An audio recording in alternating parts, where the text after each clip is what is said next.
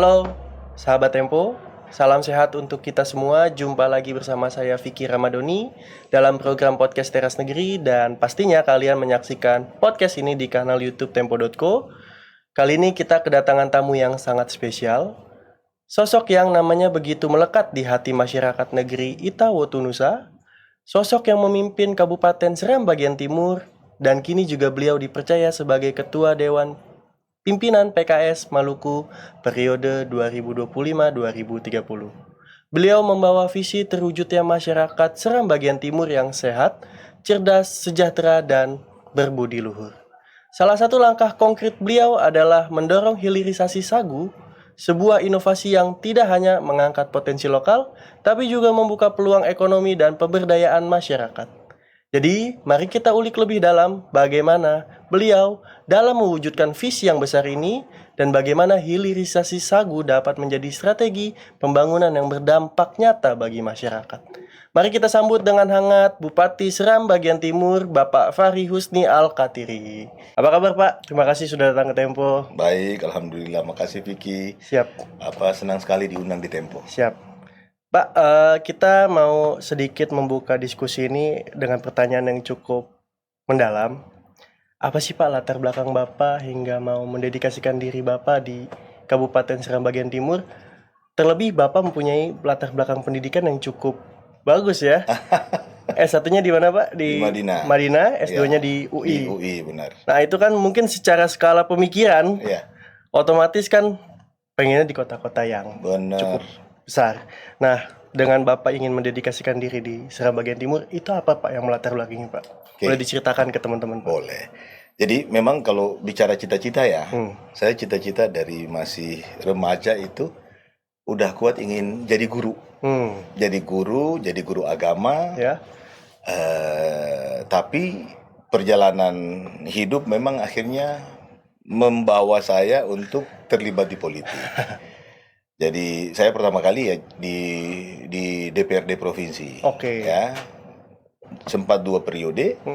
Periode kedua maju wakil bupati bersama pasangan saya waktu itu di SBT juga. Terpilih 1 periode, setelah itu maju lagi kalah. Baru yang kali ini maju dan menang.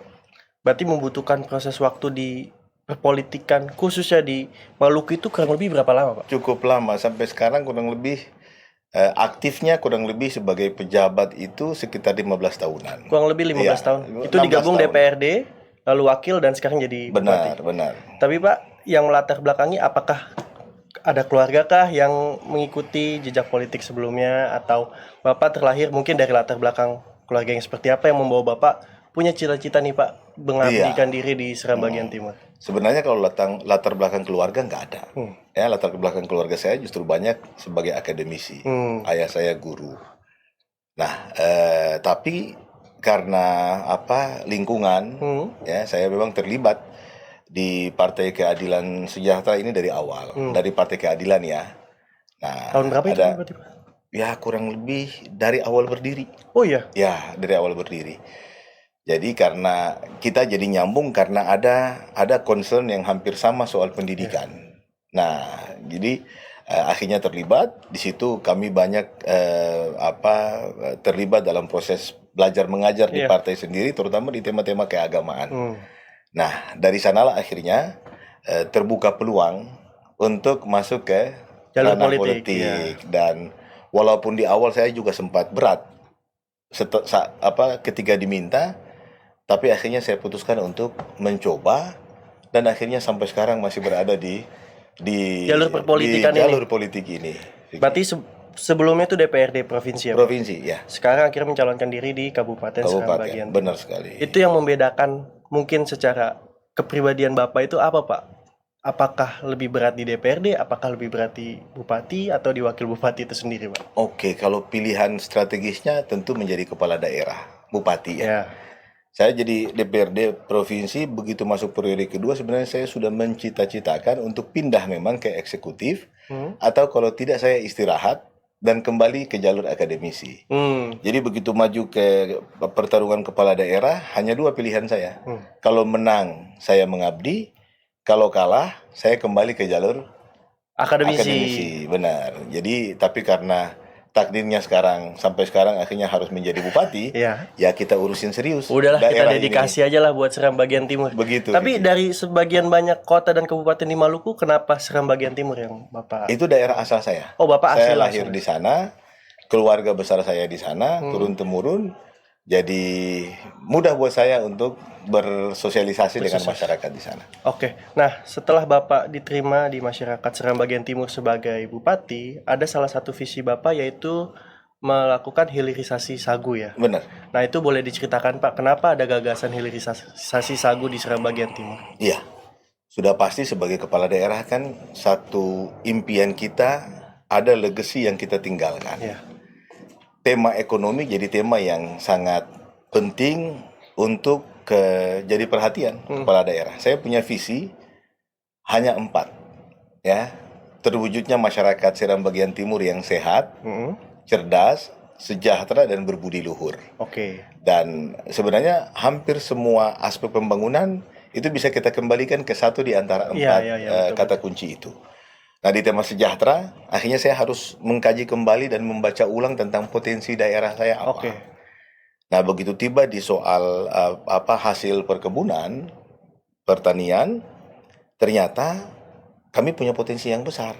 Di sagu itu sendiri. Sagu, ada cengkeh, ada pala, ada coklat, ada kalau di laut ada ikan.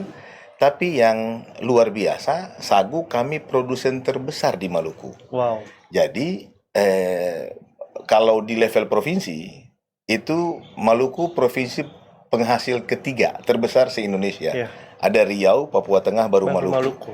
Tapi Maluku dalam posisi nomor 3, SBT penyumbang 97% produksi sagu. Wow. Maluku. Jadi Mayoritas ya? ya kita bisa bilang sagu Maluku ya sagu SBT, kurang lebih begitu ya. Iya.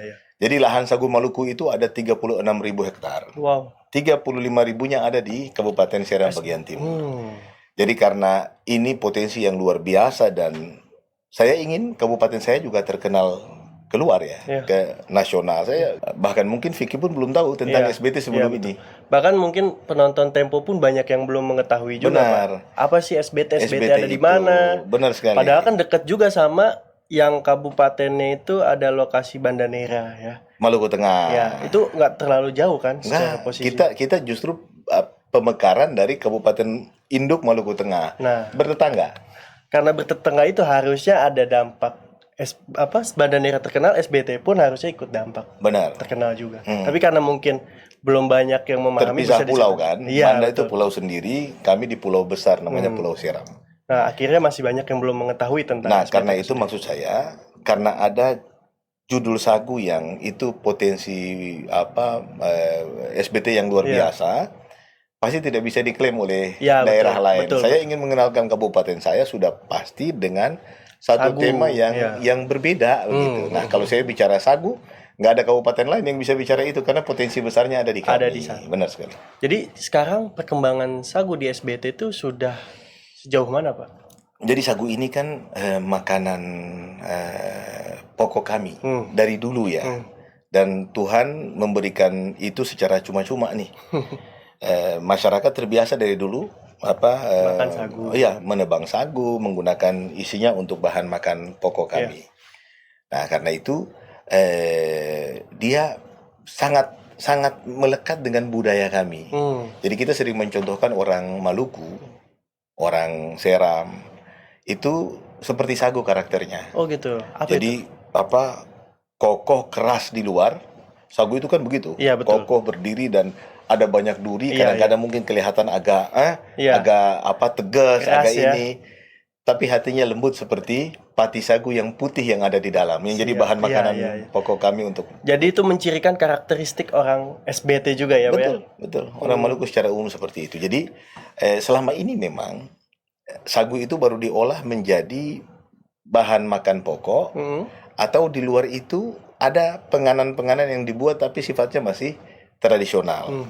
Padahal ada potensi besar yang bisa dimanfaatkan dari sagu itu sendiri bila kita olah secara lebih bagus, misalnya sampai ke tingkat menjadi tepung sagu. Betul. Sekarang permintaan tepung sagu cukup besar di mana-mana karena kandungannya yang sehat.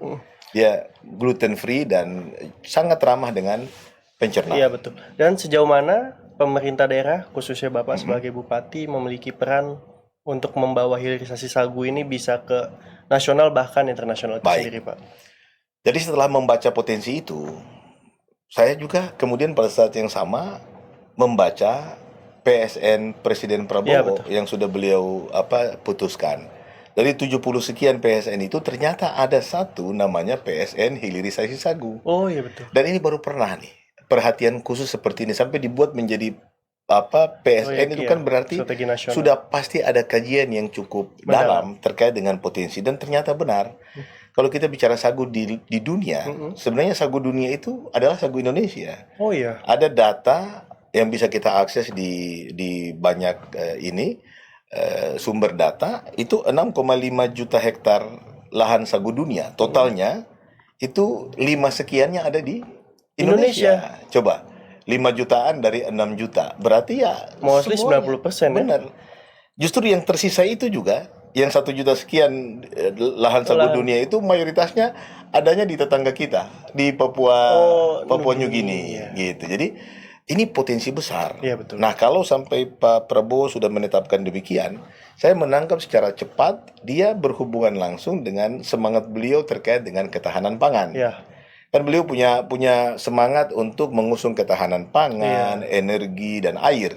Betul. Dan sagu itu mewakili ketiga elemen itu. Jadi dia bisa jadi penopang dari ketahanan pangan, terutama pangan lokal.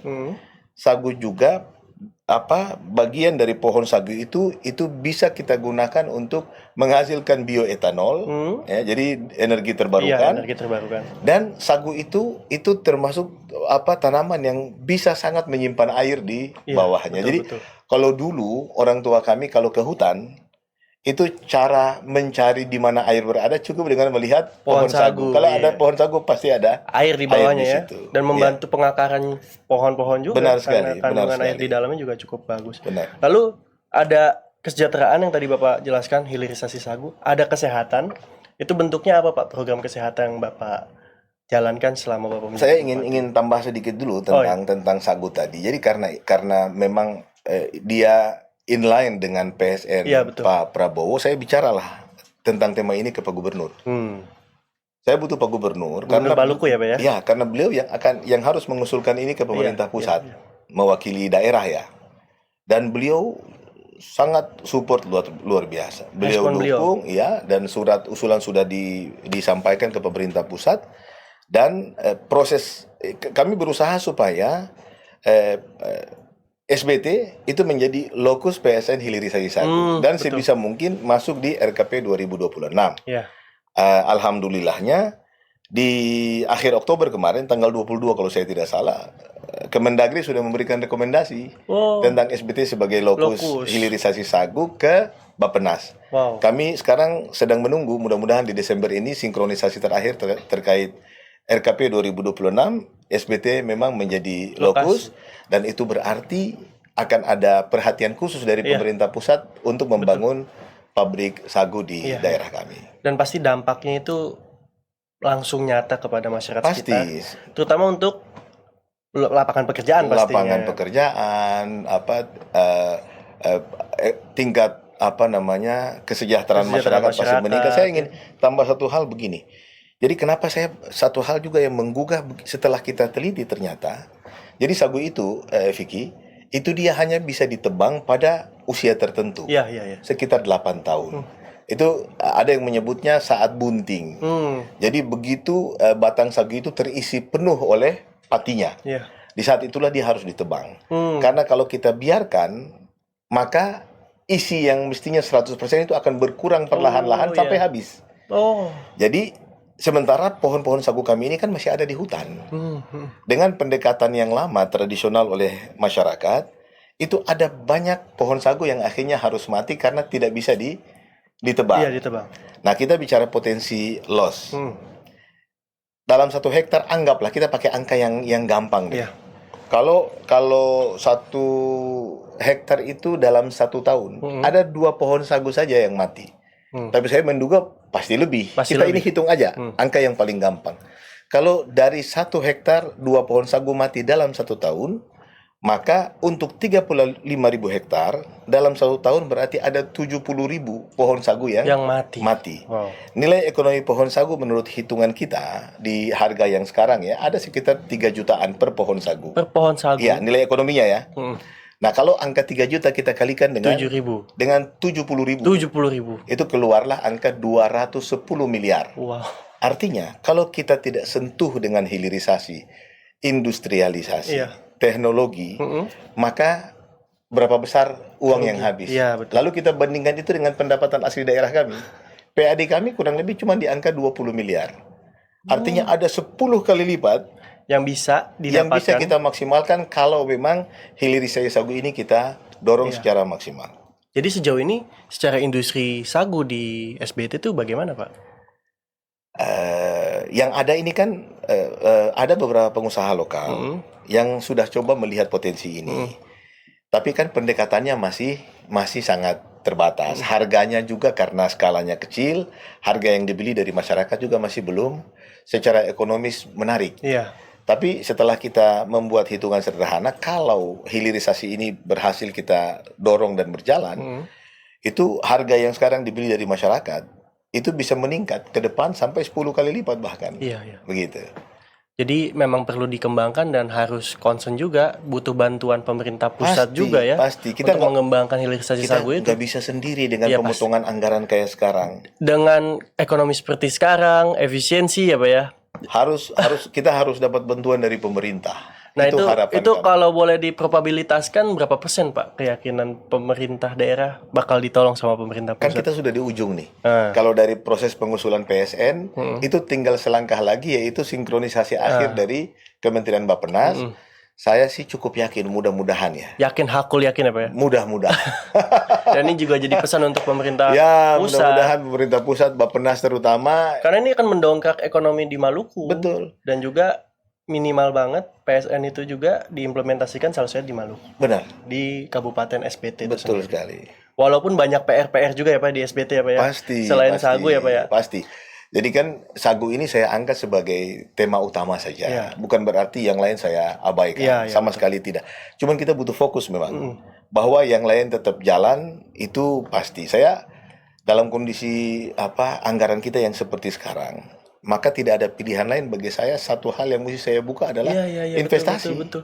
Dan itu menguntungkan, cukup menguntungkan. Sangat investasi. Jadi siapapun yang datang dengan ide investasi selama itu cocok menguntungkan daerah, saya pasti mudahkan. Tidak ada yang saya persulit di awal. Pasti saya mudahkan. Jadi pesan juga tuh untuk para usahawan-usahawan yang mau Benar, para mengembangkan investor.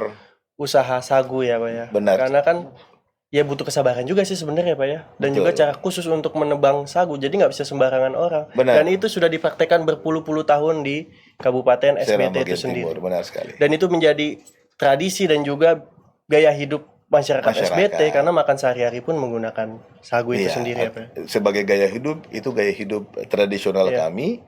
Tapi dari pendekatan kesehatan sekarang jadi gaya hidup modern orang-orang yang memang ingin sehat. Iya, mungkin aja kadar gulanya lebih rendah dari nasi. Lebih rendah. Kesehatannya Dia juga lebih bebas bagus. gluten, jadi tidak mengganggu pencernaan kita, begitu ya. Iya. Jadi mudah-mudahan tadi yang kata Vicky ini didengar oleh pemerintah pusat dan apa yang jadi harapan kabupaten itu bisa dan jangan pemerintah pusat juga tapi investor-investor ya Pak ya. Pasti. Betul.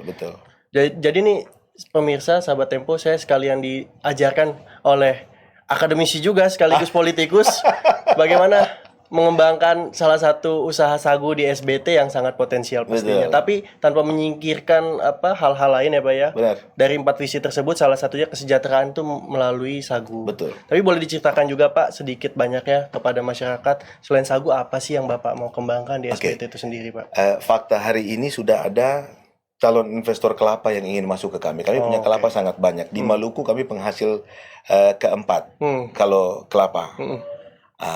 Komunikasi paling baru juga ada investor yang ingin masuk untuk pisang abaka. Pisang abaka. Pernah dengar pisang abaka nggak? Pernah dengar. Nah, Tapi nyoba belum. oh iya, memang pisang abaka itu yang diambil seratnya. Mm-mm.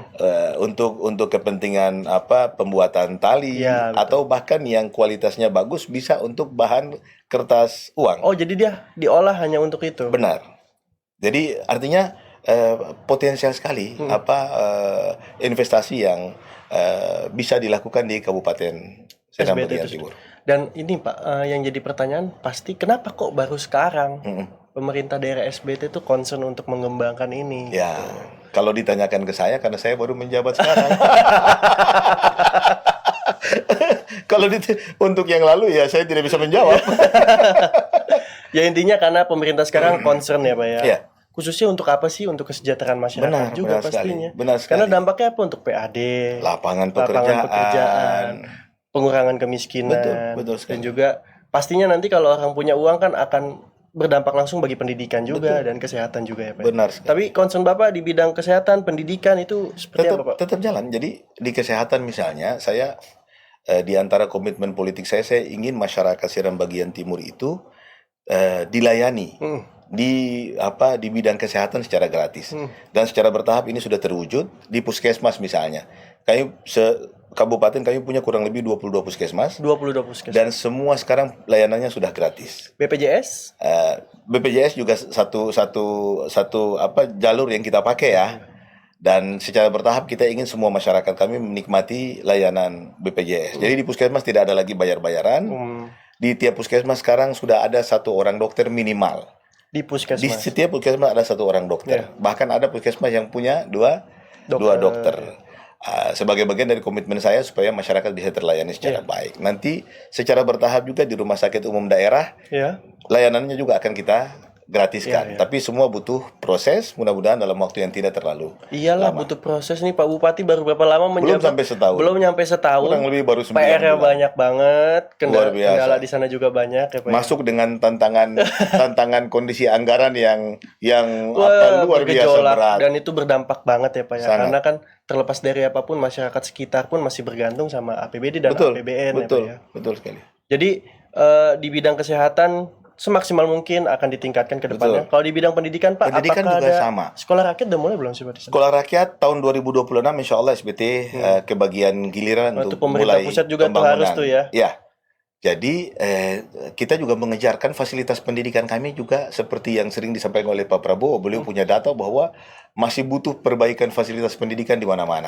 Nah, beliau punya program namanya revitalisasi satuan pendidikan. Betul. Oleh teman-teman di dinas saya perintahkan kejar, siapkan semua dokumen, administrasi, karena pemerintah pusat kan tergantung kesiapan daerah. Iya betul. Tapi karena saya genjot terus, alhamdulillah di tahun 2025 kemarin untuk Kabupaten Semaluku SBT yang mendapatkan anggaran paling besar untuk revitalisasi satuan pendidikan. Itu kenapa bisa dapat itu? Karena saya dorong, saya minta serius untuk karena sekarang kalau kita tidak kejar apa yang sudah jadi program pemerintah pusat, itu sementara kita mengeluh tentang keterbatasan anggaran daerah. Begitu masuk anggaran revitalisasi kan otomatis beban tanggung jawab saya jadi berkurang tentang APBD yang saya kelola. Jadi kami kemarin di 2025 mendapatkan hampir 30 miliar, 20 miliar sekian. Nah, terakhir kemarin saya baru menghadiri juga ada rakor terkait dengan revitalisasi satuan pendidikan dengan kementerian. Dari obrolan kami dengan para penanggung jawab di kementerian, insya Allah mudah-mudahan di 2026 ada angka yang lebih menggembirakan yang bisa kami mudah-mudahan. Insya Allah. Karena pasti pendidikan ini menjadi faktor dari 4 visi besar Bapak. Salah satunya kan beradab ya Pak ya. Betul. Jadi sehat, cerdas, sejahtera dan berbudi luhur. Oh, berbudi luhur. Betul. Jadi berbudi luhur tuh tugas yang diemban oleh guru dan juga kepala daerah untuk bisa menjaga anak-anak muda di SBT ini bisa nerusin nih pendidikan seperti Pak Bupati. Benar. Berbudi luhur di masyarakatnya. Kita mendorong ada kombinasi yang positif antara nilai agama dan nilai adat. Tapi di ASN sendiri, di pemerintahan, maksud saya dengan kata berbudi luhur adalah penguatan good governance dan clean government. Tidak korup, transparan. Dan saya cukup agak tegas di soal disiplin pegawai karena itu sejak saya memimpin sampai sekarang kita sudah 2 kali melakukan sidang kode etik terhadap ASN yang dianggap atau diduga melanggar kedisiplinan dan ada yang dijatuhi sanksi. Oh iya. Jadi di sidang kode etik yang pertama oleh Mahkamah Kode Etik itu dari 9 pegawai yang kita sidang karena laporan dari pimpinan mereka di tiap OPD ya, itu 3 orang dipecat, 6 orang dihukum dijatuhkan sanksi berat. Itu disebabkan karena apa, Pak? Ada yang tidak hadir Oh, dan tidak bekerja itu hampir 9 tahun. wow. Tidak ada di tempat. Banyak, lama Ya, banget itu, Pak. Iya, dan yang dipecat itu rata-rata seperti itu dan ketika dipanggil di sidang tidak pernah datang. Artinya tidak ada, Sementara dia menerima gaji setiap bulannya ya. kira-kira begitu. Jadi Itu kenapa baru ditindak, Pak? jawabannya sama karena saya baru menjabat. Saya udah mancing pemirsa dari tadi, cuman Pak Bupati nggak kepancing. Sidang kedua itu ada kurang lebih 13 yang disidang Banyak. dan rata-rata dijatuhi hukuman sanksi sedang. Jadi dan saya sudah minta ke Pak Sekda untuk sidang kode etik itu dilakukan setiap bulan supaya teman-teman pegawai juga akhirnya kita bantu untuk merasa sadar tentang tanggung Iya, jawab, betul. lebih disiplin sehingga masyarakat bisa kita layani secara baik. Kalau kata orang Jakarta biar nggak gabut ya, Pak ya. Kira-kira Makan begitu. gaji buta ya, Pak. Siap. Lalu nih Pak, ada pertanyaan, bagaimana pendekatan Bapak untuk membangun pemahaman masyarakat dalam mendorong partisipasi dan memastikan mereka aktif, Pak, terlibat dalam yang tadi Bapak sampaikan, visi besar Bapak. Baik, secara umum hal-hal besar yang terkait dengan manfaat hilirisasi sagu itu kami sampaikan di mana-mana. Tetapi memang keberhasilan ide ini salah satu penentunya adalah partisipasi masyarakat. Ya, betul. Nah, saya ke depannya begitu kita masuk di tahap sosialisasi, saya akan mengajak berbagai pihak, ya, Ormas, LSM ataupun OKP untuk menjadi bagian dari yang membantu melakukan sosialisasi di tengah masyarakat. Sekarang kalau saya jalan ke kecamatan-kecamatan, saya selalu diberi respon yang sangat positif. Jadi pohon sagu kan selama ini dipakai sebagai sumber makanan pokok kami. Pengganti Jadi nasi, biasanya, maksud saya adalah di masyarakat itu saling memberi itu biasa. Oh iya. Jadi mereka menikmati sagu yang dimiliki oleh keluarga yang lain itu dianggap hal yang biasa untuk kita nikmati sama-sama. Tapi begitu masyarakat sudah mulai tahu tentang nilai ekonomi pohon sagu, sekarang masing-masing sudah mulai memberi kode-kode khusus di pohon sagu mereka. Ini punya kami. Biar nggak saling klaim ya. Ya, kira-kira begitu ke depan. Saya pikir itu bagian dari bukti bahwa itu masyarakat positif ya, Pak? Itu positif ya? Masyarakat mulai sadar bahwa ada sesuatu yang baik yang akan dinikmati oleh mereka ke depan.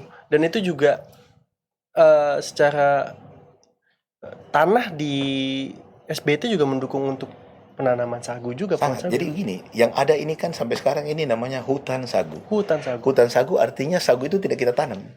Dia sendiri dengan itu benar, itu given. Itu betul-betul anugerah Tuhan. Nah, sama seperti tanah yang ada di Papua. Juga hampir sama kondisi tanahnya.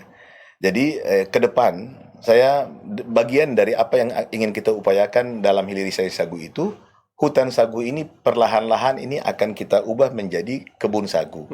Di mana pohon sagu itu mulai dibuat penjarakan. Lalu kemudian kita buat ada kanal air di tengah kebun. Kan karena posisi pohon sagu itu di tengah hutan, itu diangkutnya susah keluar, apalagi belum ada infrastruktur jalan tani. Itu sebabnya kenapa masyarakat hanya mengelola sagu yang paling dekat dari kampung mereka. Maka potensi sagu mati karena tidak bisa dikelola. Saya mencontohkan 2 untuk memudahkan hitung saja. Tapi sebenarnya per hektar itu bisa jadi angkanya lebih dari itu. Bisa jauh dari. Yang 2 pohon mati saja kita bisa hitung per tahun kita loss sekitar 210 miliar. Bagaimana kalau lebih? Jadi sebenarnya pendekatan hilirisasi sagu ini juga untuk menyelamatkan potensi ekonomi itu sehingga dia bisa dinikmati oleh masyarakat. Iya, jadi sagunya bisa dimakan, sagunya juga bisa dijual. Sangat. Dan sagu juga bukan hanya komoditas ekonomi tapi bagian dari budaya lokal ya, Pak ya. Betul sekali. Dengan penetapan Seram bagian timur sebagai ikon industri sagu oleh provinsi, bagaimana Bapak memastikan hilirisasi ini berjalan ekonomis? terus inovatif dan berkelanjutan. Pasti. Itu gimana tuh Pak? Jadi PR juga itu sebenarnya Pak. benar sekali. Dari awal makanya kenapa saya dorong ini masuk jadi PSN. SBT masuk jadi lokus PSN, karena nggak mungkin ini kita urusin dengan dana kabupaten. Udah Dan gitu efisiensi ya Pak. itu dia. Itu, dan saya cukup happy ketika ide ini saya sampaikan ke Pak Gubernur. Pak Gubernur juga mendorong dengan sangat full. Antusias. Bahkan Pak Gubernur bilang ke saya begini, Pak Bupati, kita berdua ini bertanggung jawab untuk lestarikan sagu di Maluku. Pak Gubernur baru kaget bahwa sagu Maluku itu udah habis. Udah habis. Ya tadi kan kita punya 11 kabupaten kota. Benar. Ternyata sisa sagu itu Di SBT. mutlaknya hanya ada di SBT. Di kabupaten lain ada, tapi itu Nggak masih terbatas, banyak. tidak sebanyak SBT. Jadi saya seluruh ke beliau, Pak Gubernur. Jadi sebenarnya tanggung jawab kita berdua ini membuat kita berdua sebenarnya harus terima bahwa kita berdua ini adalah the last guardian of Moluccan sagu. Penjaga terakhir. Karena nggak ada lagi, kalau nggak kita kawal, kita dekati dengan habis. hilirisasi yang Industri, besar ya, ya. industri. Kita nggak tahu 10-20 tahun ke depan sagu masih ada atau tidak. Khususnya di Maluku ya. Khususnya di Maluku. Karena ini potensial banget sebenarnya Pak ya. Betul. Jadi kesimpulannya adalah tetap kita membutuhkan masyarakat dan juga pemerintah pusat. Pasti pemerintah harus turun tangan, pemerintah pusat, pemerintah provinsi, masyarakat juga, dan sudah pasti pihak swasta. Sudah pasti pihak swasta karena membutuhkan biaya yang tidak sedikit. Ditambah lagi indis ekonomi ya Pak ya. Betul sekali. Efisiensi 50%. Jadi pemirsa, nggak terasa nih kita udah sampai Z ngebahas khususnya sagu, tapi tadi sempat diselipin juga tentang pendidikan dan juga kesehatan. Dan nggak terasa juga ini sudah masuk ke rangkaian terakhir Pak dalam podcast kali ini. Dan hari ini kita telah mendengar berbagai pemaparan mengenai langkah-langkah Pak Bupati, khususnya di Kabupaten Seram Bagian Timur, terutama dalam proyek PSN hilirisasi sagu ini.